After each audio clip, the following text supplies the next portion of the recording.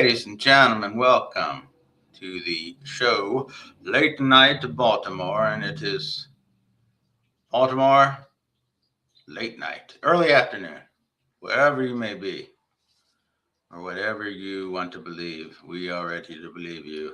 Anyway, we are taking live calls. If you want to call live.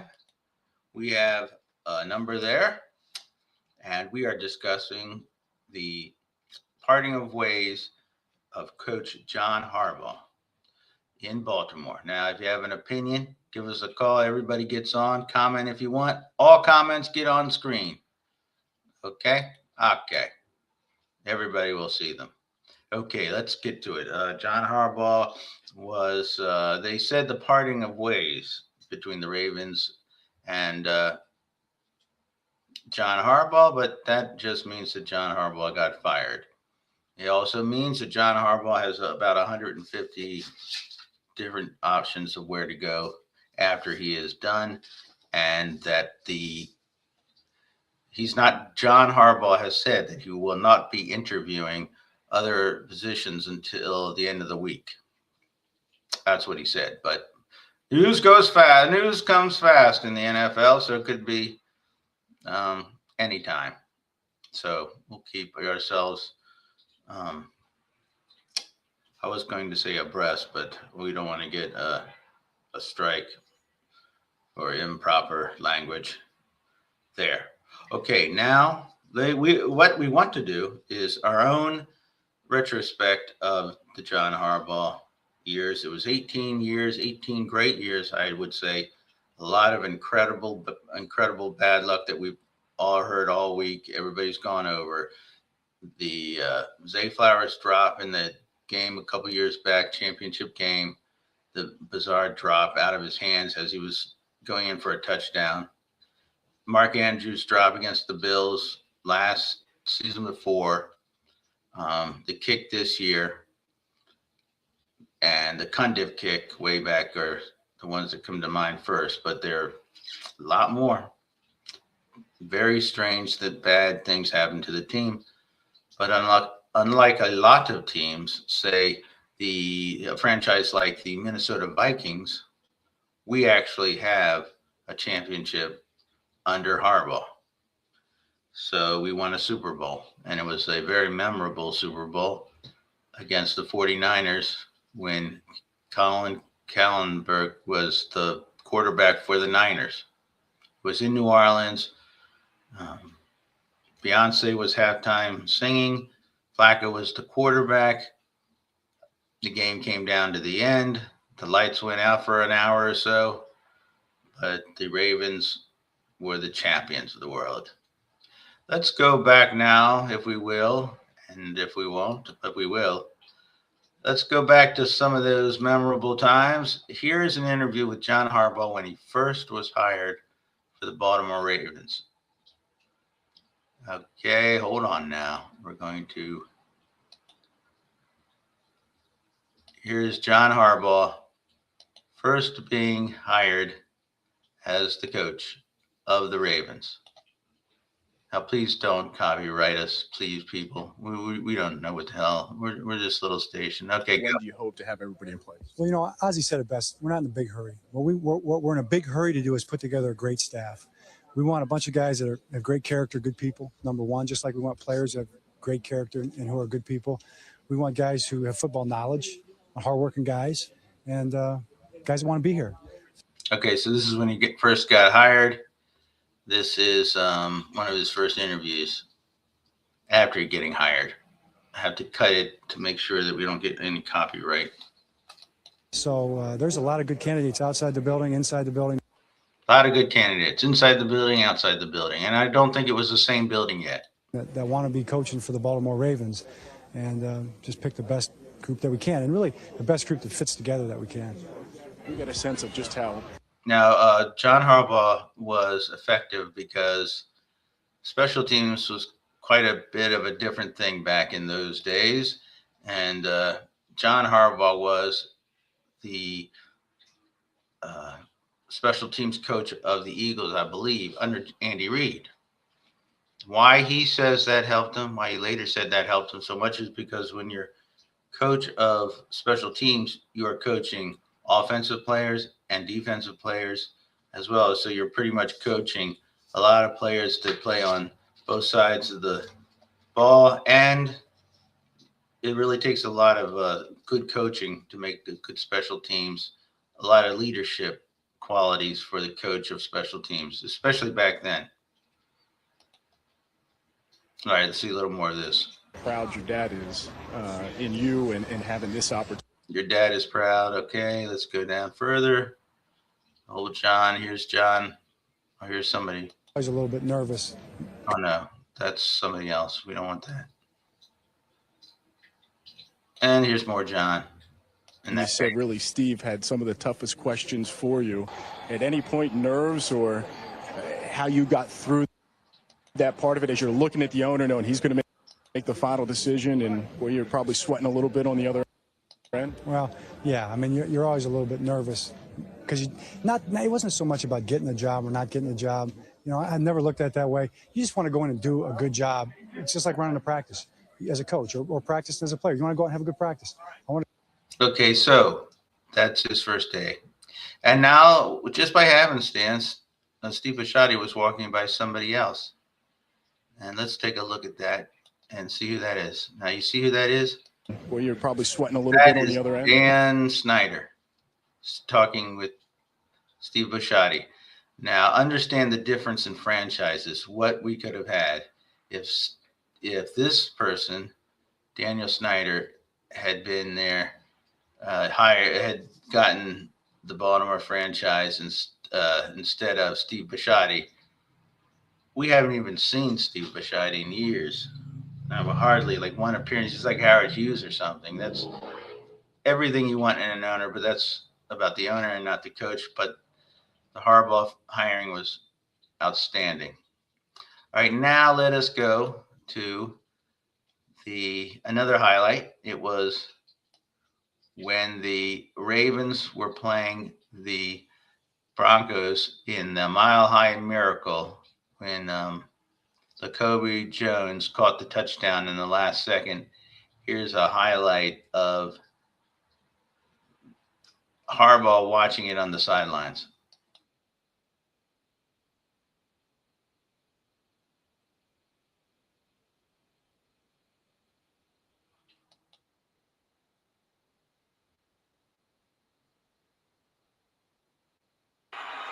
I hate to say ice cream, as cold as it is.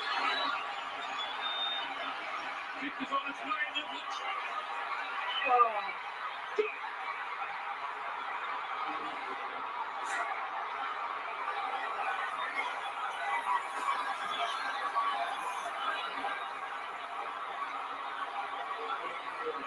The Baltimore Ravens have come into Denver and reached the AFC Championship game for the second straight year.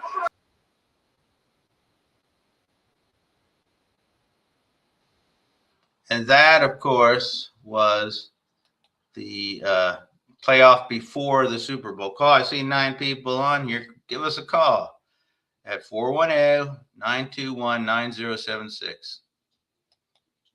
I wonder how where that banner went tonight. They just had up there, that big one. All right. Anyway. Yeah, there you go. We'll take your calls. We take all calls. And that was great. So that led to the Ravens going on to win the Super Bowl and John Harbaugh getting a Super Bowl ring for Baltimore, for the Ravens. It was magnificent. Now, let us go. And we are going to look at something else here. What is it that I wanted to see here?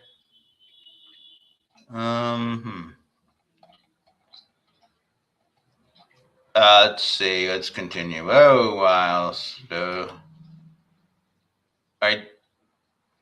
This is just not the best, but this is, I'll read some of what was said. John Harbaugh, after the Super Bowl, he made an appearance on David Letterman, and he was As always, smooth, man. That guy was smooth. It was one smooth MFer. I don't care who you are. And let's see. Let's take a look at the picture. I'll read some of the comments that were made that day. Let's go to here. Slow visuals. Yes, slow visuals. That night, Jacoby Jones and John Harbaugh visited the late night show. Let's see, that's what we got up there, but let's scale it down so that we don't get copyright stripped. All right, call if you like. 418-921-9076. All calls taken. None received yet. You can voice an opinion about the Ravens, or you can make a prank. We don't care at this point. Or comments. We love comments. Where are all the comments? Where are all our comments? We ain't got none. All right. Then let us look at this. All right, this is okay. So John Harbaugh here is with David Letterman after the game. It was 2013. He came on the show. Let's see. Let's see the funniest questions. The writer of this is just answering questions about his appearance. David Letterman made at least 3 jokes about in his monologue about the blackout that happened during the game. There was the question, who entered to We Are the Champions? And that was Harbaugh. Was there a failed attempt at a man hug when greeting David Letterman? Yes. Jones. Wait.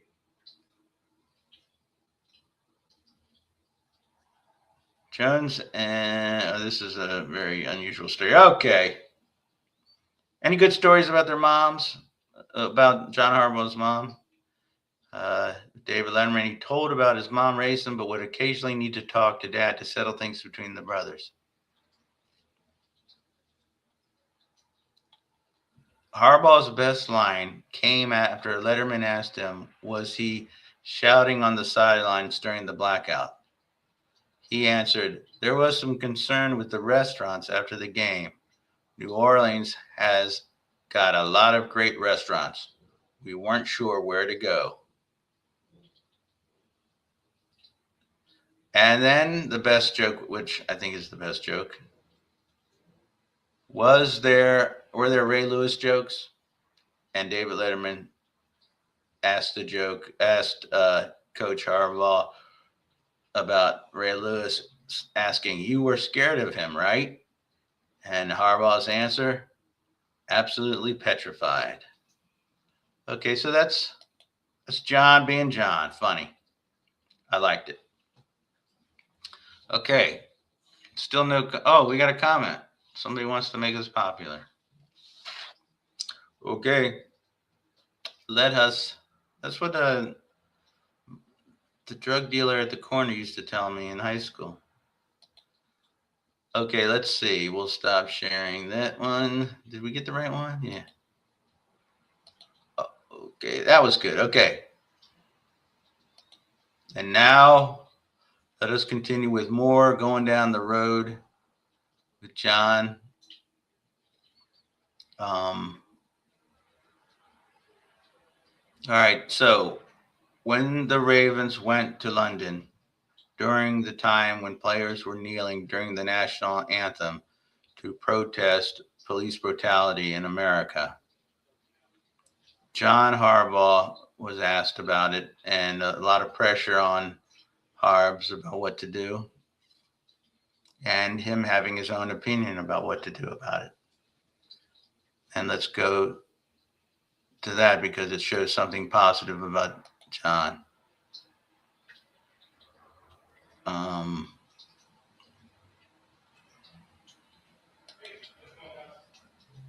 Okay, so this is John. There's a picture of John. Let's go small so that we don't get copyright struck. All right, this is John talking. And he said himself that he himself would not be kneeling during the anthem. It wasn't something he would do, but he said he will not give any directives and won't hand down any judgments to the players because the guys can do what they decide to do. We'll be respecting each other's opinions, and supporting one another because they are grown men and they can make these decisions. And that was a very great message to hear from a head coach in the NFL during that time. I respect that a lot. Okay, so that's another great memory for John. And now, let's see, anything else we got? Let's go to one final image. This. Okay. It's just a little too late, a little too wrong. I can't wait, but you know all the right things to say. You know it's just a little too late. She said it's just a little too late, a little too wrong. All right, this is John. This is Coach Harbaugh walking with Tyler Loop after the game. He was consoling him like a man does, like a coach does. Even though, you know, it was a very profound loss for the Ravens, but he was there with the young guy giving him some words of encouragement, which will probably have a lasting effect in young Tyler Loop's career. And that's John for you. So Harbaugh is gone, but I will say that he was a great coach for his time here. He was a cool guy, smooth guy. He had politics. He got into around 2016. He got into some weird political statements, right? He started to wade into that, and sometimes that sticks with you if you're a fan, and those politics aren't your politics. But when he said that thing about the players, respecting the players' decisions in London, kneeling, I couldn't have any opinion about anything not football related with John Harbaugh. Also, he's way cooler than his brother. And remember that he coached, he won in the matchup against his brother in the Super Bowl in 2013. Jim Harbaugh was coaching the 49ers, who the Ravens beat with Joe Flacco and Ray Lewis, and I believe Ed Reed. And and it was a great victory. Baltimore went crazy celebrating. It was one of the great sports moments in our history here in Baltimore, so we can never forget that. All right, that's just a trip down through these 18 years of John Harbaugh, and I'm sure some negative stories will come out. They always do. People leak stories out about regime, coaches, tenures. But I believe that John is to go to another pro team if he does. And I think he will. And I hope it's the Giants, because the Giants, that will give him the gravitas, the final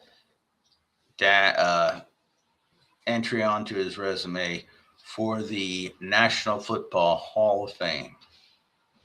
I believe that if he goes to another pro, I think he's in there now because he has over 200 wins and a Super Bowl win. But I believe, and 18 years on one team. But I believe that if he goes to another franchise and does well, that he will solidify his entry into the Hall of Fame.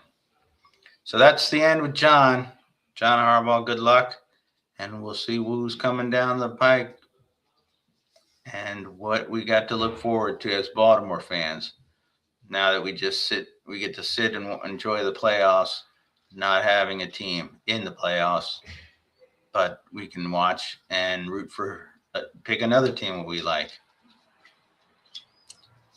Okay. Well, that's all for Late Night Baltimore today. Right now, we will speak to y'all later, and I would like you all to like and subscribe. Please like and subscribe to us. We need all the support we get. Sometimes I think we get shadow banned because some of our politics, when we go political, it's not quite what, certain I'll just say this color or person likes to hear and wants out there. And I know that that's a little like presumptuous that they're thinking about a stupid podcast like ourselves, but I just think in a general algorithm that it has an effect. We will need more support, more viewers. Likes and subscribes really help our algorithm. And it's so ironic that it's an algorithm, and yet we still can't get all the support. Okay, anyways, Fez will be here this week, and he will give a breakdown of playoffs, Ravens, much more in depth than I could ever give. But he will be here. That is for sure. He'll show up like Steve Bisciotti, and by then we'll know a lot more about where John went, where he goes, where he's coaching, and other coaches are being let go in the NFL. But for now, that's all. F MAGA, and we'll say goodbye for now. Stay safe, Baltimore, and stay classy. All right, everybody. Big Rooster.